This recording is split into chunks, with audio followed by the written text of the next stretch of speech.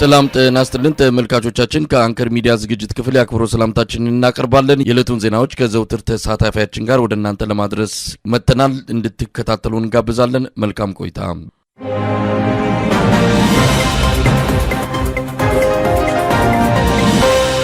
እንዲያርጎ አንድ ቤት 5 8 7 ገሉ አጥፍቶ አንድ ቤት ዘግቶ መጓዝ እኮ በጣም ዘር ለማጥፋት የገባ ሆን ብሎ የተደራጀ ድርጅት ነው። ጉድን ዘርፎ የሚሄድ ሰው ወይ ከብት ዘርፎ ነርቶ ይወጣን ይባላል። ይሄ እኮ ሆን ብሎ ለማጥፋት የተነሱ ናቸው። ሻርፕ 12 ሰዓት ላይ ገቡ። በቃ እስከ 2 ሰዓት ተኩል ተኩስ ነበር።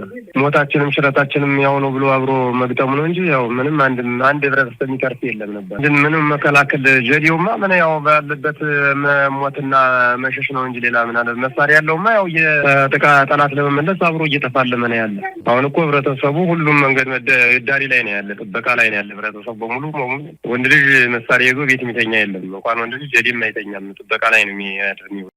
በቤኒሻንጉል ጉሙዝ ክልል በመተከል ዞን ቡለን ወረዳ በኮጂ ቀበሌ የተፈጸመው የንጹሃን ግድያ 50 መድረሱ የተገለጸ ነው። ቁጥሩ ከዚህም ሊጨምር እንደሚችል የጤና ባለሙያዎች መረጃውን አውጥተዋል።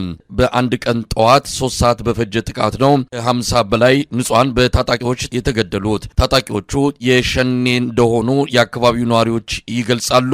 በቀጠናው ምንም አይነት የመንግስት ኃይሎች ባለመኖራቸው ተጨማሪ ጥቃት ይሰነዘራል የሚል ስጋት በነዋሪዎቹ ዘንድ መኖሩን ነው ያገኘነው መረጃ የሚያመለክተው። አንከር ሚዲያ ያነጋገራቸው የቦኮጂ ቀበሌ ነዋሪዎች አካባቢውን ጥለን ለመሄድ ተገደናል፣ የሚጠብቀን የሚከላከለን የለም ሲሉ ነው ስጋታቸውን የገለጹት። ሚሊሻው ወቅቱም የአዝመራ የሚሰበሰብበት ወቅት ስለሆነ ሚሊሻው አብዛኛው ወደ ስራ ተሰማርተው እነሱም ተበታትነዋል። የሉም ጫካ አካባቢ ሄደው ተፈልገው ሲታጡ የለም ብለው በቃ ሚሊሻም በደንብ ተዘጋጅተው ይጠበቃል ነበረም። ከዛ 11 ተኩል ላይ ጀምረው ተኩስ ጀመሩ፣ ከፈቱ። ከዛ በቃ መሀል ከተማ ከታች ጀምሮ በጭላንጎ የሚባል ቀበሌ ያለ በሱ በኩል የገቡ እንግዲህ መሀል ከተማውን ዝም ብሎ እየተታኮሱ መጡ። ከዛ በቃ ንጹሃንን ምንም አያውቁትን አንድ ቤት ውስጥ እስከ 8 ሰው 7 ሰው ልጆችን፣ ህጻናትን፣ ነፍሰ ጡሮችን ሳይቀር በቃ አንድ ቤት ውስጥ 3 4 ሰው 5 ሰው በቃ እየገደሉ እስከ 2 ሰዓት ተኩል ቆዩ። ያልነቃውም አልነቃም፣ የነቃውም አንዳንድ እንትን ጋር ተያይዞ ፍርድ ላይም ሰው በጣም እንትን ሲሉ ነበረ። በዓል መያዣ የጾም መያዣ የገና ጾም የሚገባበት ስለሆነ ነገ ጀምሮ ጾም ስለሆነ የገና ጾም መያዣ እርድ ላይ ሰው ነበረና በቃ ይሄ በዚህ እንትን ውስጥ ነው ገብተው ቤት ያለውንም ቤት እየሰበሩ እየገቡ ዝርፊያም ነበረ። በቃ ሆቴል ቤቶች፣ ክሊኒኮች በቃ የሆነ በቃ ላይ የሰው ዝርዝር ስም ሳይቀር ይዘው በቃ እየተጓዙ ሰው በቃ እንትን አድርገው ነው እየዘረፉ ያሉትና ግድያውም በተመሳሳይ እንደዛ ነው።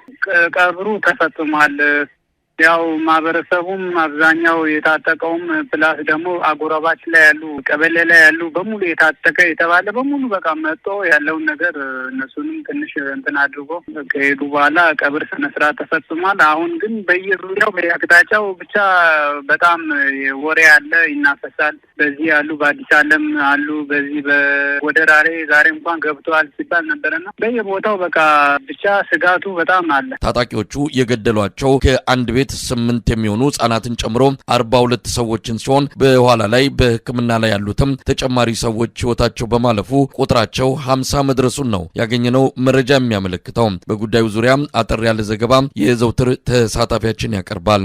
እንግዲህ በቤኒሻንጉል ጉሙዝ ክልል መተከል ዞን ቡለን ወረዳ በኮጂ በምትባል ቀበሌ በትናንትናው ዕለት በንጹሃን ነዋሪዎች ላይ በከተማዋ ላይ የሚገኙ ንጹሃን ነዋሪዎች ላይ ከባድ ጭፍጨፋ ነው የተፈጸመው። በአገዛዙ ጦር የሚደገፉ ናቸው የተባሉ የሸኔ ታጣቂዎች ናቸው ፈጸሙት የሚሉት የአካባቢ ነዋሪዎች አሁን መጀመሪያው ቀን ላይ 42 አካባቢ የሚገመቱ የከተማዋ ነዋሪዎች ተገለው ነበር። አሁን ግን የቆሰሉ ሰዎች ሆስፒታል እየገቡ የሞቱ ሰዎች ወደ 50 መድረሳቸውን ነው መረጃው የሚያመላክተው። በርካቶቹ ደግሞ ሸሽተው ጫካ ውስጥ ነው የሚገኙት። ይሄ ነገር ከመፈጸሙ በፊት ግን የአካባቢው ነዋሪዎች ስጋት አለብን ብሎ ለመንግስት ታጣቂዎች አመልክተው ነበረ።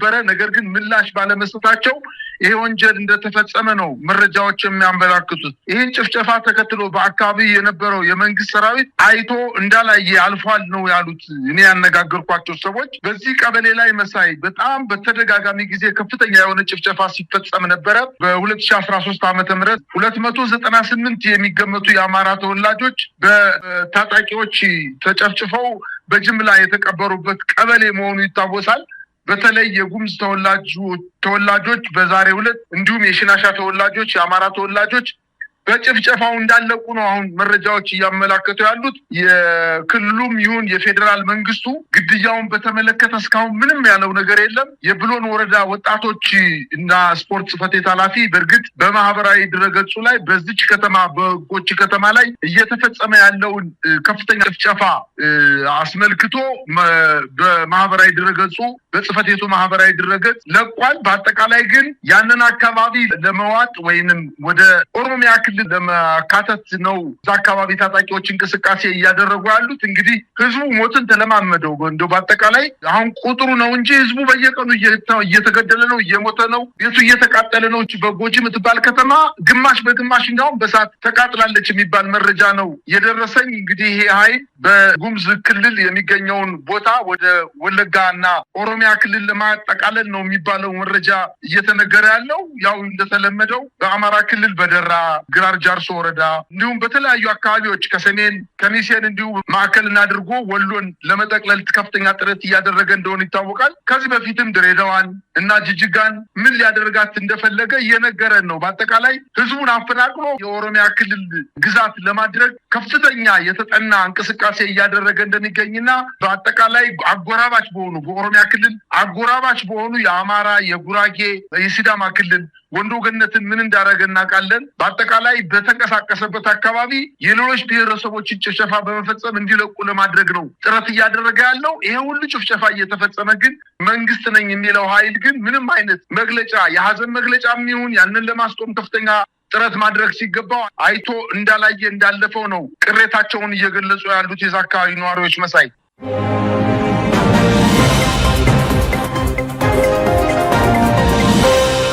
በቅርቡ የእንግሊዙ የዜና ማሰራጫ ኮርፖሬሽን ቢቢሲ በአማራ ክልል የሚፈጸመውን የአስገድዶ መድፈር ጥቃት በተመለከተ ያወጣው መረጃ ሌሎች አካላትም ጉዳዩ እንዳሳሰባቸው የሚገልጹ ማስታወሻዎችን ይፋ እንዲያደርጉ እያስገደዳቸው መሆኑ ተገለጸ።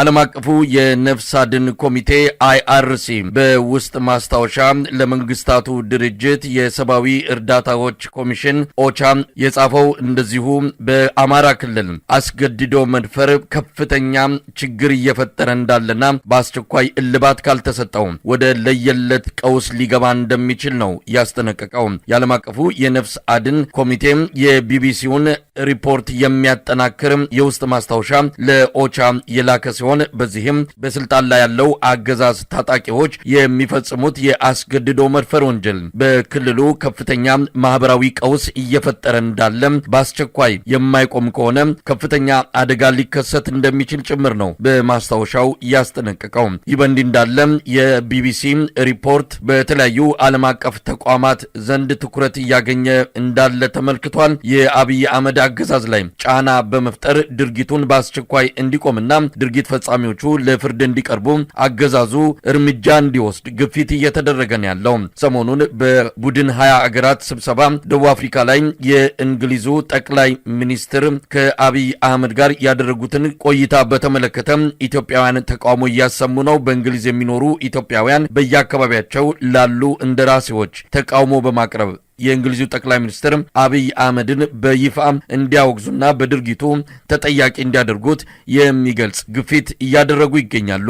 በዓለም አቀፉ የነፍስ አድን ኮሚቴ አማካይነት የወጣው ማስታወሻ ከቢቢሲው በከፋ ሁኔታ አስደንጋጭ ነገሮች እንዳሉ የሚያመለክት ነው። በጉዳዩ ዙሪያ የዘውትር ተሳታፊያችን ዝርዝር መረጃውን ያቀርብልናል። የዓለም አቀፍ የነፍስ አድን ኮሚቴ በትናንትናው ዕለት ባወጣው መግለጫ በተለይ የአሜሪካ መንግስት ዓመታዊ የሰብአዊ መብት ሪፖርትን ተከትሎ እንዲሁም ከዛ ቀጥሎ ደግሞ የብሪቲሽ ብሮድካስቲንግ ኮርፖሬሽን ወይም የቢቢሲ ፕሮግራም በኬንያ የሚገኘው በአማራ ክልል በተወሰኑ ወረዳዎች ላይ ያደረገውን ጥናት ተከትሎ ይሄ አይአርሲ የሚባለው ተቋም አሁን ለሶስተኛ ጊዜ ሪፖርት መውጣቱ ነው። እንግዲህ በአማራ ክልል ጸጥ ያለ የሴቶች ዓለም ያላወቀው ከፍተኛ የሆነ የሴቶች መደፈር በእናቶች፣ በህፃናት፣ በሴቶች በአጠቃላይ የሚፈጸመው አጠቃላይ አስገድዶ መድፈርን በተመለከተ የኛ አባላቶች በዛ አካባቢ እንግዲህ 3 ዓመታችን ነው የሚሉት የድንገተኛ ድጋፍ ለመስጠት በአማራ ክልል በምንንቀሳቀስበት ሰዓት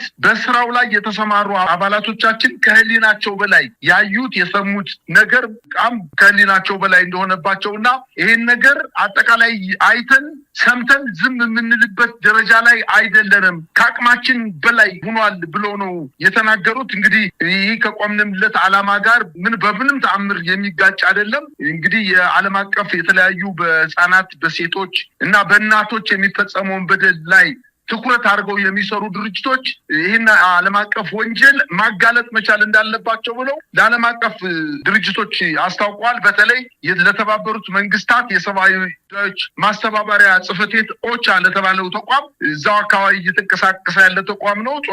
ጾታን ማዕከል ያደረገ ጥቃት በከፍተኛ ደረጃ ተስፋፍቶ አጠቃላይ በአማራ ክልል የሚገኙ ሴቶች በሰራዊቱ ላይ በመንግስት የታጠቁ ኃይሎች ላይ ከፍተኛ የመደፈር ድርጊት እየተፈጸመባቸው ስለሆነ ይሄ ዓለም አቀፍ ወንጀል በዓለም አቀፍ ተቋማት ላይ ደርሶ በዚህ ወንጀል የተሳተፉ የመንግስት ኃይሎችና አጠቃላይ የመከላከያ ሰራዊቱም ይሁን አጠቃላይ የታጠቀውን ኃይል በአማራ ክልል በወንጀል እንዲጠየቁ በሰሩት ወንጀል እንዲጠየቁ ለማድረግ ነው መግለጫ የሰጠው። እጅግ በጣም ከአእምሯችን በላይ ሆኗል በማለት ነው የተናገሩት። በእርግጥ ይሄ ወንጀል ወታደሮቹ ዝም ብለው በዘፈቀደ የሚፈጽሙት አይደለም። ቢቢሲ እንደተናገረው ይሄንን አስገድዶ መድፈር እንደ ጦር መሳሪያ እየተጠቀሙበት ነው ለማለት በሪፖርቱ ላይ አካቷል። በአማራ ክልል የአማራ ክልልን ህዝብ ከፋኖ ለመነጠል ፋኖ እገዛ እንዳያገኝ ለማድረግ ፋኖዎችን ወደ ከተማ ካላስገባችሁ መሳሪያቸውን አውርደው ወደ መንግስት እጅ መስጠት ካልቻሉ እናንተ ሽፋን እየሰጣችኋቸው ስለሆነ በማለት የአማራን ህዝብ ባገኘው አጋጣሚ ሁሉ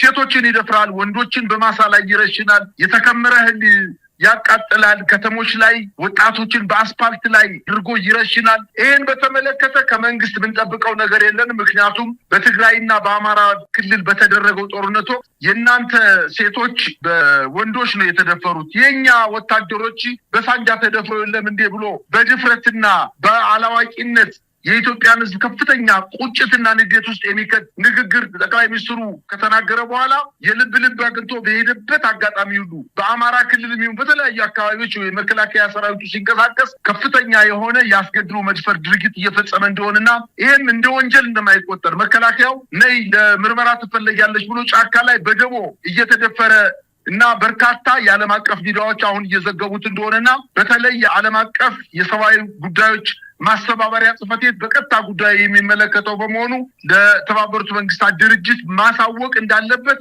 ይሄ የሚባለው አይሲአር የሚባለው ተቋም ማሳሰቢያ ሰጥቷል። በአጠቃላይ እንግዲህ በቢቢሲ ከ5 ቀን በፊት በ43 ጤና ጣቢያዎች ላይ ብቻ የተገኘ የምርመራ ውጤት 2697 የተጠቁ ወይም አስገድዶ መድፈር የተፈጸመባቸው ይሄ ደግሞ በ10 ወራት ብቻ ድርጊቱ ተፈጽሞ ሪፖርት እስከሚደረግበት ድረስ 10 ወራት ብቻ በወሰደ ጊዜ ነው እነዚህ 2697 ሴቶችና አጠቃላይ ህፃናት የተደፈሩት። በደቡብ ተናጠልም ተደፍረዋል። በበሽታ በጣም በከፍተኛ ደረጃ መስፋፋት ተደርጓል። አላስፈላጊ እርግዝና ተፈጥሯል። እንግዲህ በአማራ ክልል እንደሚታወቀው ሴቶች ተደፍረው አደባባይ ላይ ወጣው መናገር ነውር ነው ብለው ስለሚገመቱ ቁጥሩ ከዚህ በጣም በከፍተኛ ደረጃ እንደሚያድግና በአማራ ክልል መከላከያ በሰፈረባቸው አካባቢዎች ያሉ ሴቶች አሁንም በመደፈርና በመከራ ውስጥ እንደሚገኙ ነው በአጠቃላይ መረጃዎች የሚያመላክቱት። ይህን ተከትሎ እንግዲህ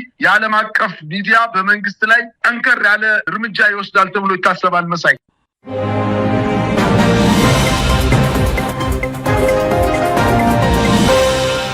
በአማራ ክልል በተለያዩ ቀጠናዎች የሚደረገው የህልውና ተጋድሎ በዚህ ሰሞንም ተጠናክሮ መቀጠሉ ተገለጸ።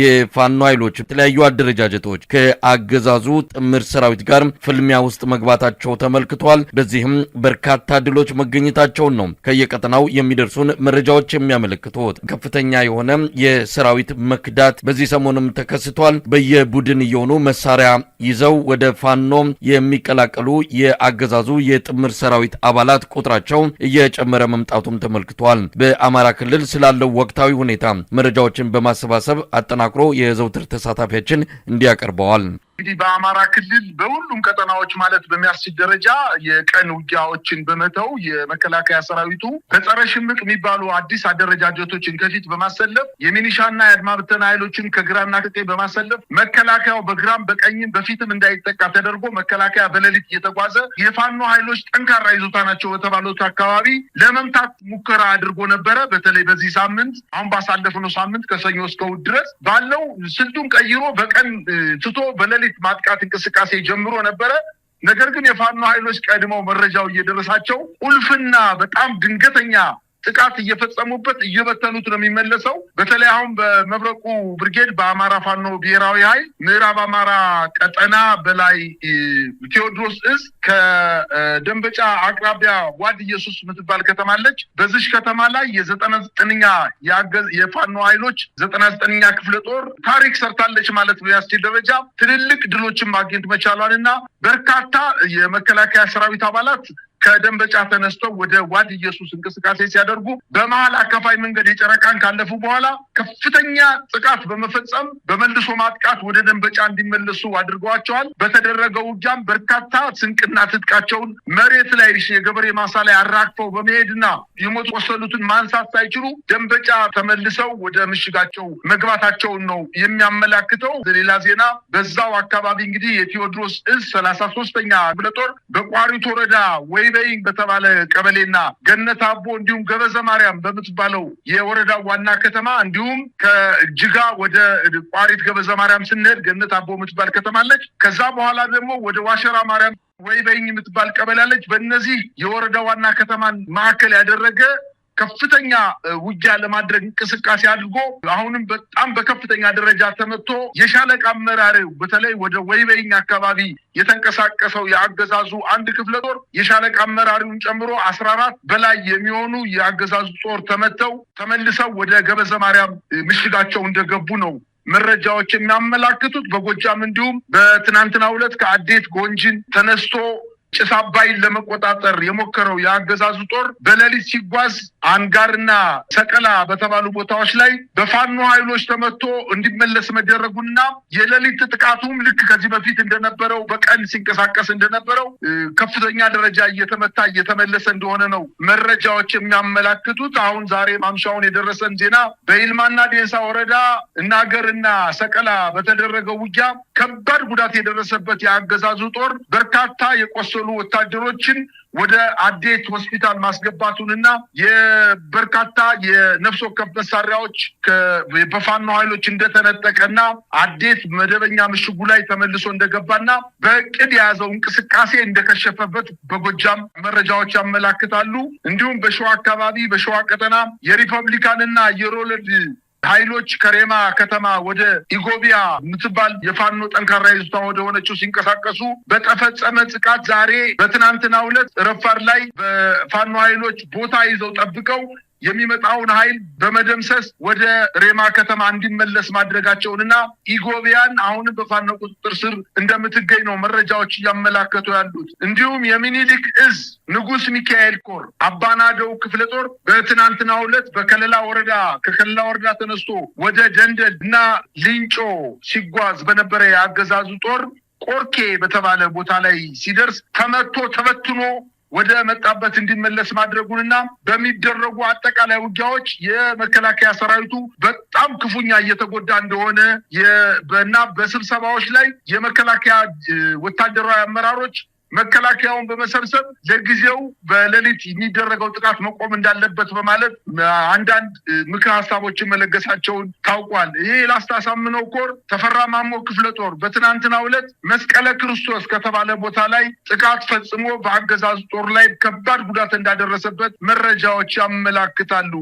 በበርካታ የአማራ ክልል የውጊያ ቀጠናዎች የአገዛዙ የመከላከያ ሰራዊት አባላት የነበሩ በርካታ ኃይሎች የአማራ ፋኖ ህዝባዊ ድርጅትና የአማራ ፋኖ ብሔራዊ ኃይልን እየተቀላቀሉ እንደሚገኝ ከሁለቱ መሰረታዊ ድርጅቶች መረጃዎች ደርሰውናል። እንግዲህ በትናንትናው ዕለት ውጊያ ቀጠና በመጥፋት 31 የመከላከያ ሰራዊት አባላት 2 የቡድን መሳሪያ ማለትም 1 ስናይፐር እና 1 ብሬን እና 29 ክላሽ ይዘው በርካታ የተተኳሾችን ከነሙሉ ትጥቃቸው 31 የመከላከያ ሰራዊት አባላት ከመከላከያ ማዘዣ ጣቢያቸው በመውጣት የፋኖ ኃይሎችን መቀላቀላቸውና የአማራ ፋኖ ብሔራዊ ኃይል ምኒልክ ዕዝ ምስራቅ አማራ ኮር 2ን ዞብላምባ ክፍለ ጦርን ሲቀላቀሉ የክፍለ ጦሩ አመራሮች ከፍተኛ አቀባበል እንዳደረጉላቸው ለማወቅ ተችሏል። እንዲሁም በጎጃም አካባቢ በደንበጫና በፍኖተ ሰላም ዙሪያ አካባቢ መከላከያ አንድ አባል 2 ስናይፐር ክላሽን አንድ ሰው ሊሸከመው በማይችለው ደረጃ 2 ክላሽና 2 ስናይፐሮችን በመያዝ ከመከላከያ የጦር ካምፕ በመውጣት የፋኖ ኃይሎችን መቀላቀሉና ይህ ጀብዱ የፈጸመው የመከላከያ ሰራዊት አባል በፋኖ ኃይሎች ካምፕ ላይ ሲደርስ ከፍተኛ አቀባበል እንደተደረገለትና ሽልማትም እንደተሰጠው መረጃዎች ያመላክታሉ።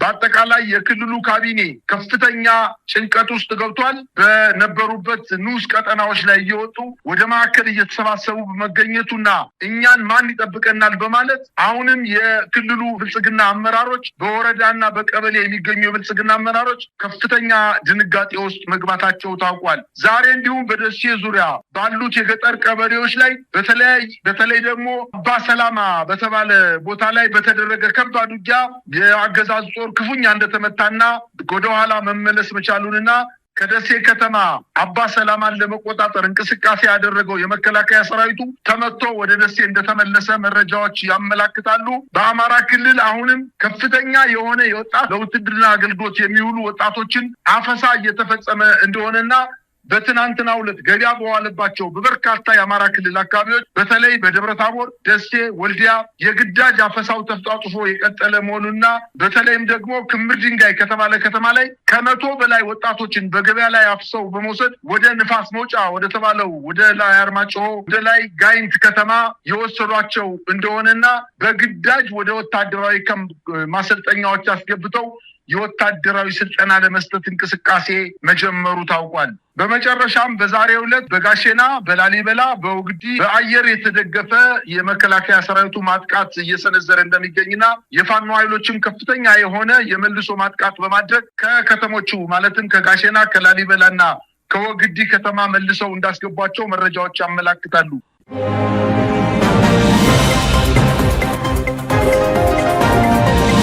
ተመልካቾቻችን የዕለቱ ዜናዎች እነዚህ ነበሩ። ከዘውትር ተሳታፊያችን ጋር በመሆን የምሰናበታችሁ መሳይ መኮንን ነኝ። ጤና ይስጥልኝ።